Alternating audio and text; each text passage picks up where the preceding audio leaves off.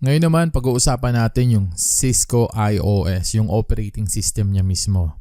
Nabanggit ko na ito doon sa previous video natin na ang iOS ay Internet-Work Operating System or Cisco iOS. From XDI, naging CatOS siya, ni-rename siya ni Cisco, and then yung CatOS ngayon tinatawag na nilang Cisco iOS. Isa itong proprietary, meaning para kay Cisco lang, dinevelop nila ito para sa kanilang mga Cisco routers and switches. Itong Cisco iOS na operating system natin ay alam naman natin at nakita na natin ito doon sa Cisco switch natin and router natin. Na-configure natin yung mga router and switches natin gamit itong Cisco iOS. Ngayon naman, ipapaliwanag ko sa iyo yung, di ba naglo-load siya, tapos may mga parang hashtags na nakikita ka. Sabi ko dun sa video, di ba, dinidecrypt niya kasi encrypted lahat yung information doon. Ano yung tawag doon sa POST, anong tawag doon sa boot sequence niya. Sasama na rin natin yan sa explanation dito. At paano ko makikita yung Cisco iOS version ng operating system ko, kung ano yung gamit ng particular na device, anong klaseng operating system, anong klaseng iOS, lahat yan tatalakayin natin at pag-uusapan natin at i-identify din natin yung kung ano yung mga interfaces niya. I-include na natin para isang one blow lang, okay? And then, mabanggit ko lang, para ito sa interview in real world, kasi tatanungin ka, okay, alam natin at naintindihan mo kung anong meaning ng iOS, pati yung full form niya, Internet Network Operating System or iOS. Pero anong function ito? 'Di ba? Saan ginagamit itong iOS natin? Anong main function ito? Anong main function? Sige nga. Sige, sagutin mo nga.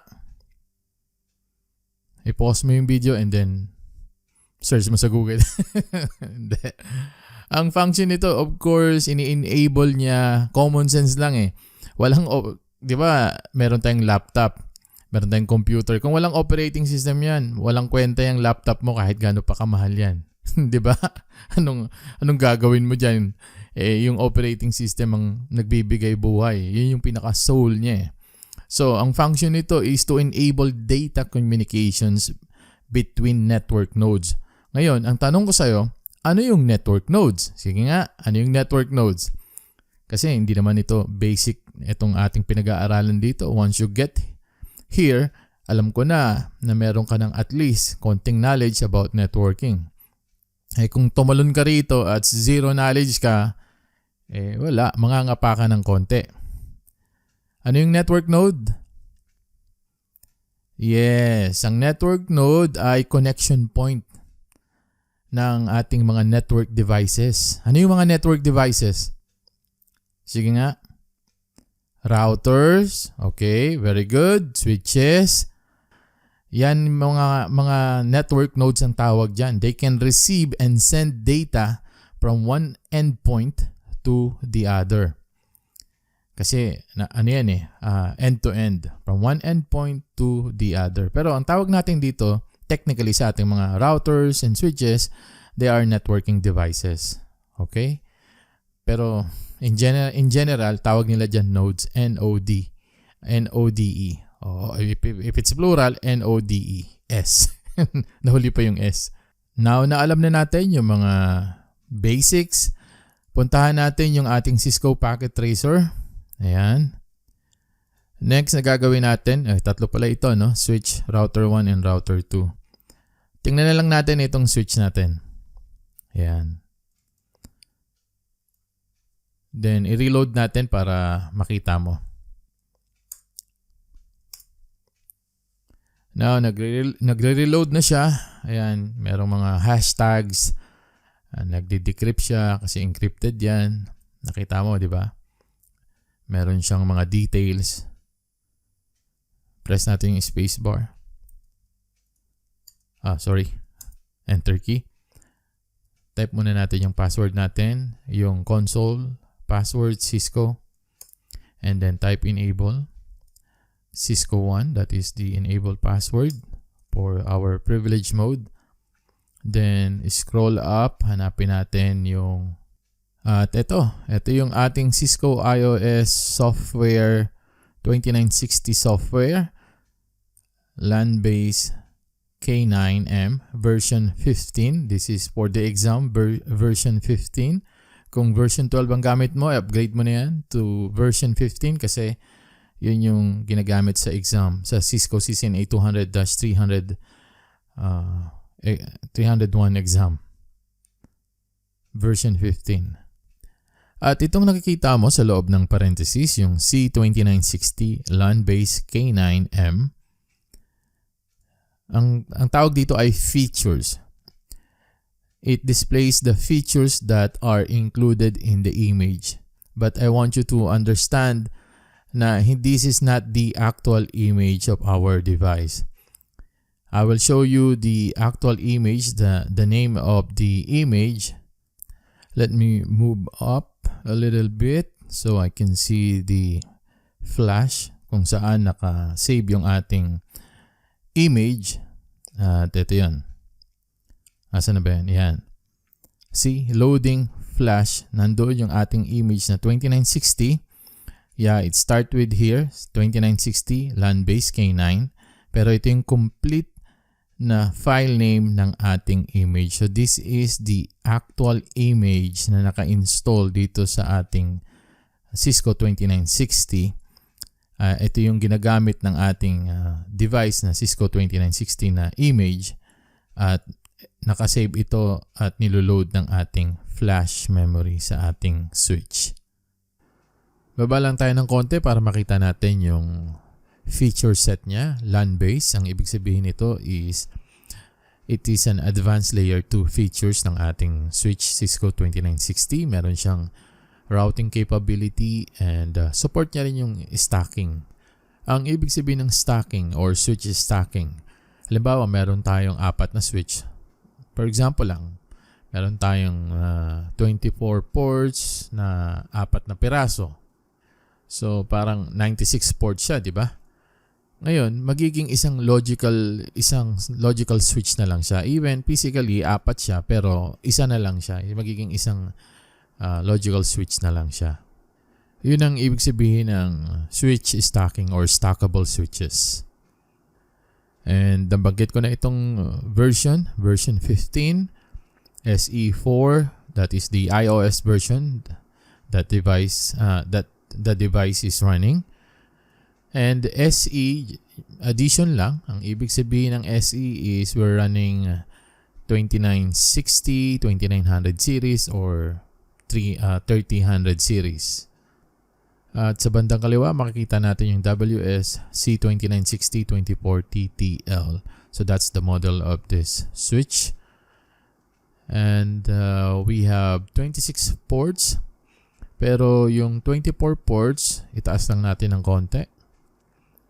Yung 24 ports, those are our 24 fast Ethernet interfaces, and we have every switch we have a virtual Ethernet interface, and we have a 2 gigabit Ethernet interfaces. So 24 plus 2, that is equals 26 ports, and we have a one switch, of course, that's the device.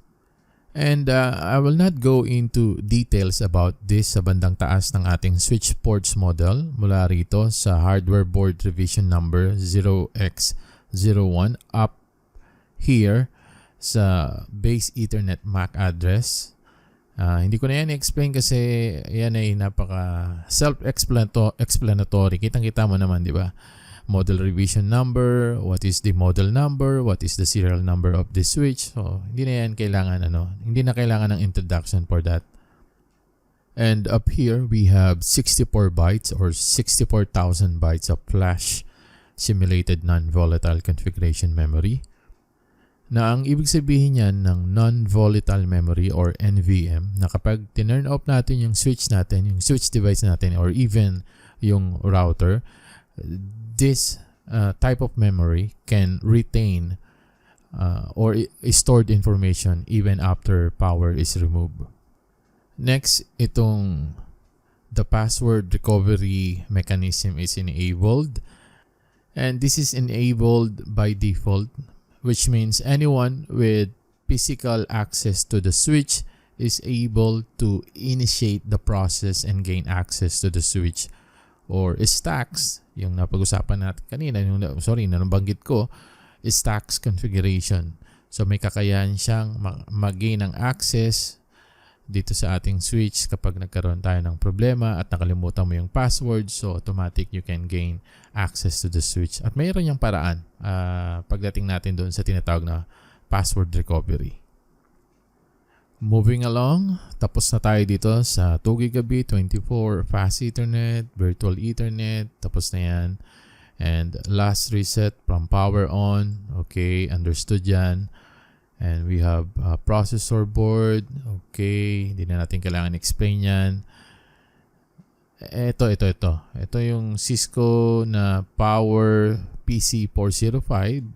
This is the CPU of our switch, the processor. Okay, export if you require further assistance. Siguro naman hindi ko na ipapaliwanag sa yan.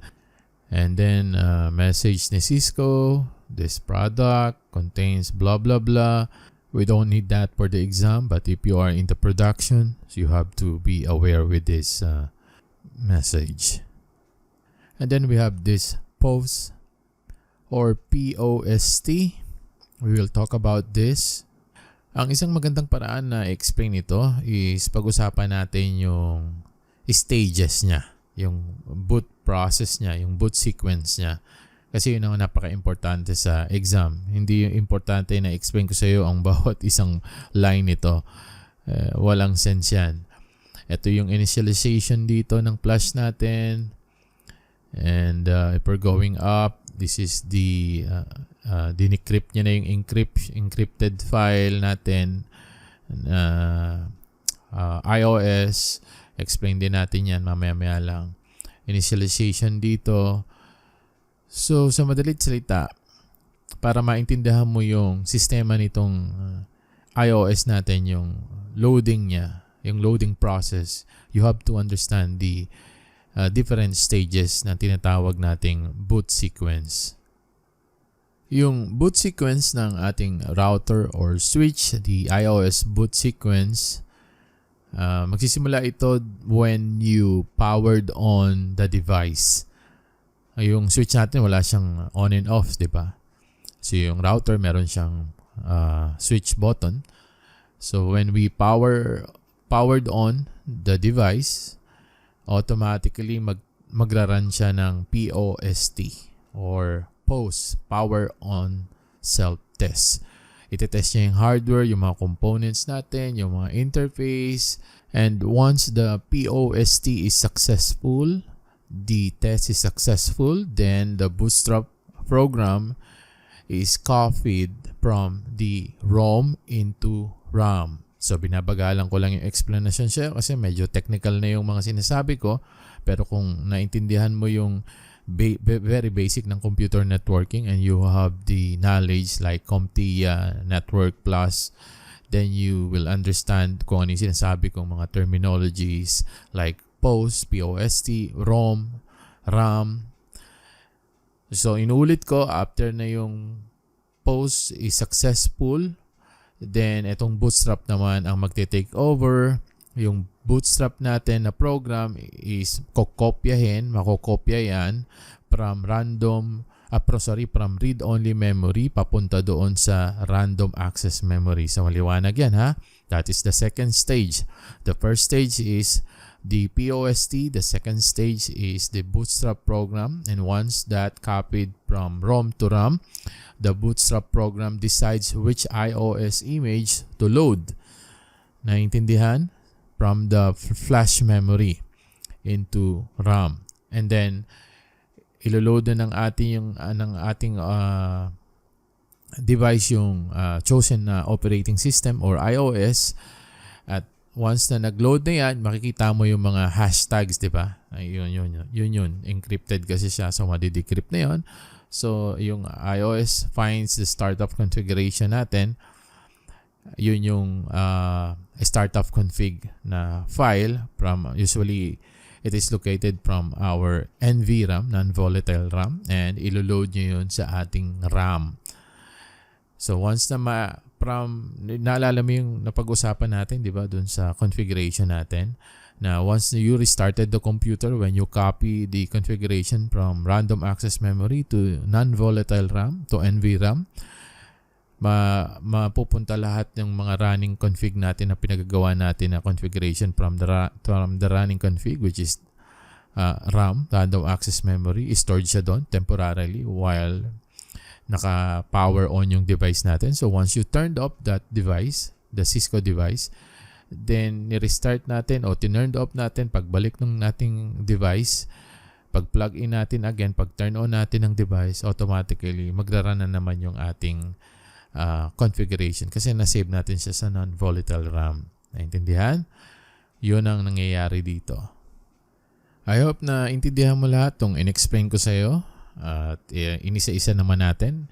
At kung na-miss mo yung loading ng operating system natin, yung Cisco iOS, we have another command, a very useful command, especially gamit na gamit ito pagdating sa exam. You can type the show version. So just type show version and you will see the same output. Yun nga lang, hindi mo na makikita yung loading ng ating operating system because it's already loaded sa ating device. But you can see all the details katulad ng nakita mo kanina lang. At hindi lang show version, kasi dun sa show version makikita mo lahat yung mga details, right? Even yung mismong literal na operating system niya, yung iOS. But here, using show flash command, you can see the operating system, the Cisco iOS. As nakikita mo ngayon sa iyong computer, sa screen mo, and it has a 4 megabytes, and we have a startup config. Tandaan mo yung config.txt at saka yung startup config. They are the same. They are just the same file. So, huwag kang malilito dyan. Even dun sa exam or sa interview, tinatanong din yan. Yung bang config.txt or txt at saka yung startup config, are they the same? Yes, the answer is yes. Because Cisco wants only to standardize the naming convention. Okay, tapos na tayo dyan sa identification ng ating boot sequence. Na paliwanag ko na yung POST and yung Cisco iOS. Dito naman tayo dumako sa interface